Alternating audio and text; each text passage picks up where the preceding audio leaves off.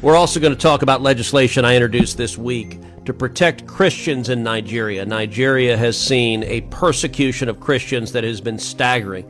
Just this week, over 60 people were murdered by jihadists, by radical Islamists in northeastern Nigeria. They executed soldiers. They went house to house. This pattern of targeting Christians, targeting Catholic priests, targeting individual men, women, and children is horrific. And my legislation would put real consequences on the government of Nigeria and those who are facilitating this persecution, put real consequences on them to change that. All right. Today is Monday, the 6th day of October, 2025. The American senator that just spoke at the beginning of this video is a very popular senator that you know. All right. He is the one that is sponsoring the bill to designate Nigeria as a country of a particular concern because of the Christian genocide that is ongoing. Now, I want to talk about what I know about the issue of the genocide in Nigeria, or Christian genocide in Nigeria. This issue is drawing a lot of attention, a lot of concerns, and a lot of people termed this issue as, sensitive. However, there is nothing sensitive about this issue. Now, what I'm going to say now, I'm going to say from what I know, not what I hear. I repeat, I'm going to say about what I know, not what I hear. I am a conflict and insecurity reporter focusing on Nigeria and West Africa. Most of the terrorist attacks, insecurity, their backgrounds and everything is what I am dealing with. So I think for over the years, I've been able to gather some facts about what is currently going on in Nigeria. There are so many questions I want to establish before I will go straight to the point. The questions are, number one, are there killings of other religions in Nigeria? You know, in Nigeria, we have the Jewish, which are about 5% of Nigerian population. We have our normal African traditional religious people who are not Christians, they are not Muslims, they are not Jewish. These people are up to 6 to 7, that ratio, percent of Nigerian population. The Christians and the Muslims are like equal when it comes to population in Nigeria as I speak to you now. The Jewish people, the Africa, traditional religions, the Muslims, the Christians, they are killing everyone.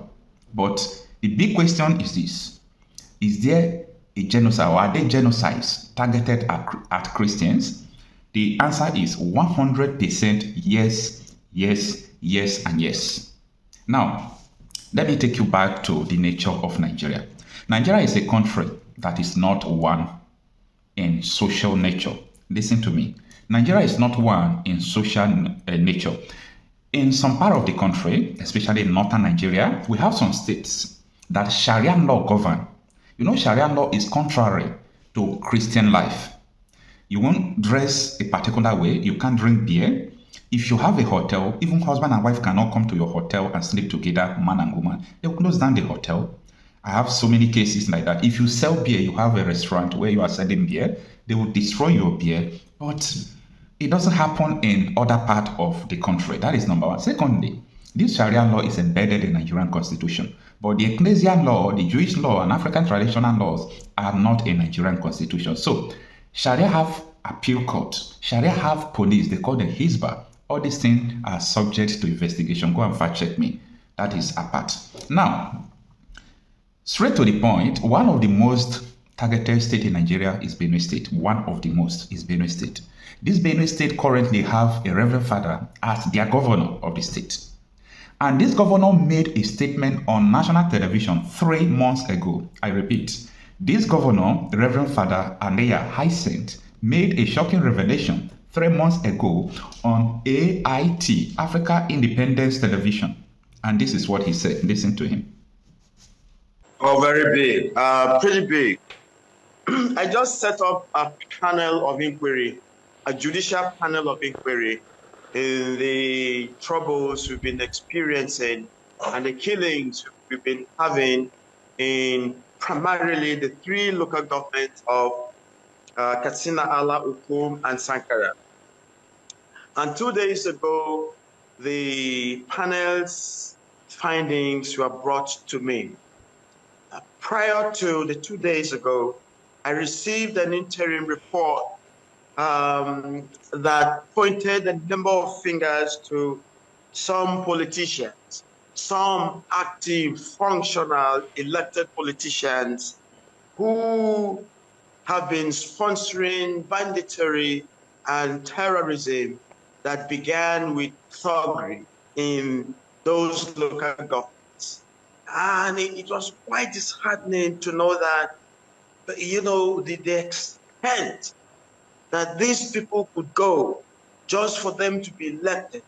They care less as to whether human beings are killed.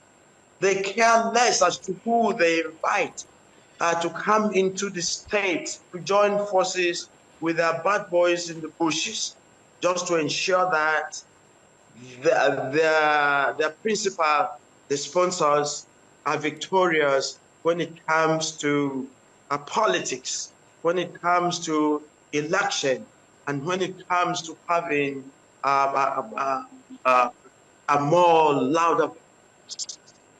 So it is of a very large proportion. Some other people would talk what they do not fully understand in terms of fact. We have the document. We've already set up a 5-man panel to bring out the white paper for us. Once that is done, then we'll go public with the documentation. So, but I want you to know that it is of a very large proportion, and it's quite unfriendly. So the president called for reconciliation makes a lot of meaning. If we are a house ununited, I think that's no force we would fight. But if we are unified, then we are taking up on attackers, on invaders, even on terrorism with a common sense of aim and purpose. We'll no longer be working at cross purposes, and I believe that would bring us very positive results. I hope you understand what he said. He's a serving, governor, and he is with the ruling party APC. Now, he's trying to be politically correct, but you understand what he said, that they carry out a judicial panel of investigation, and they discovered that elected people are sponsoring genocide in his state. Benue State is 98% Christian-dominated state, but half of the population are in the IDP. We are at war. Now, let me take you back to 2014, 2015. The APC, which is the current political party, by the way, Canadian government have designated them a terrorist organization. They imported militia into Nigeria to rig election, according to them. But later we understood that the purpose of importing them was not to rig election. These people came with arms and everything, and these people have killed almost 1 million people since 2015. How many is the population of Monaco, San Marino, Vatican City, Luxembourg? How many? I mean, these militia have killed up to 1 million people, and nobody's talking about this. Fast forward to 2023, and I want to talk about this current administration. On the Christmas Eve of 2023, 3 consecutive days, 24, 25, 26, there was a genocide carried out in Plateau State. The whole world reacted, both the Prime Minister of Hungary, the lady that have resigned. What happened? There was an intelligence that these people are coming to carry out ethnic cleansing against Christians. So they sent message to the military, these people are coming. They came, they gave the military 33 distress calls, they refused to answer. Including the governor of the state did not mind them, people that were dying. The following day, the whole governor traveled to Lagos to pay visit to the president without talking about what is going on. This is a very planned and orchestrated genocide against the Christians in Nigeria. Sorry for that. So, when people are asking the question, are they genocide against Christians? The answer is yes. Nigeria is not one. Nigeria is not one. Because of our businesses, because of our political affiliation, because of people we go to talk to, maybe you're a lecturer, you are this, People are afraid to talk the truth. Sometimes if you speak the truth, the position they're supposed to give you, they will not give it to you again because they will say you are this, you are that, you are this. Now, the reason why I am making this video is this. I saw the news that the senators in Nigeria want to go and engage the American senators, their counterpart in America, to tell them that what is going on in Nigeria is not ethnic genocide. They have been accused by a sitting governor of killing people. So they are not in a position to engage the American senators because they have been accused of carrying out the attacks, sponsoring people to kill people. So if you are in their position, I think you will just try to go and quench everything. That is what I think that is going on. They arrested 400 Boko Haram members. Now, I want to talk about the insurgency. They arrested 400 Boko Haram members. The federal government did not try them. The United Arab Emirates on September 15, 2021 released the names of terror sponsors in Nigeria. The government did not try it. Why? This is because they are part of the government. Now, there was a man, he's still alive, his name is Kunle Olaomi. He was the military intelligence of Nigeria. And after he retired, he came to national television, Channels Television, to make a statement that there is a plan to Islamize Nigeria. I am not saying this. I'm saying what a military intelligence officer that served Nigeria 36 years came to say when he, retired. He said they arrested Boko Haram members. They wanted to end the genocide, the terrorism going on in Nigeria. But what happened? They discovered that people in Aso Rock is like White House in America, that the senators, the governor, they've got to arrest people in president's office. So they saw that this thing is beyond them. So there is a genocide, an orchestrated one, a planned one, and they want people to keep quiet. They don't want people to talk about this. So this is what is going on in Nigeria. Now, the blasphemy law exists in Nigeria. You can't even talk something that is contrary. For example, there was a girl called Deborah.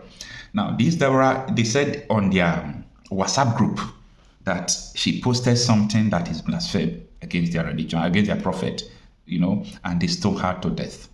And I learned that this WhatsApp group is for their studies. So the girl was telling them, please don't post religious things here. We all have our own various religion. We can't begin to post everything here. This place is for study. That was the reason why they stoned her to death.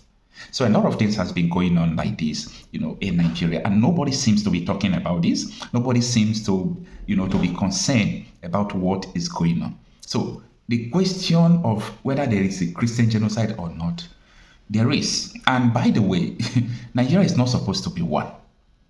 Nigeria is not so, because we are not having one law. A single constitution is not ruling Nigeria. There is a mix-up. Everything is not going well.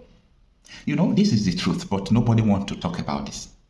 Now, this video I'm making is I'm not making it because of tribe or religion or every other thing. I'm making it just because of the truth. People ought to know the truth. People must know the truth, and it's only the truth that can set us free. Forget about what everyone is saying here and there. There is a genocide ongoing in Nigeria.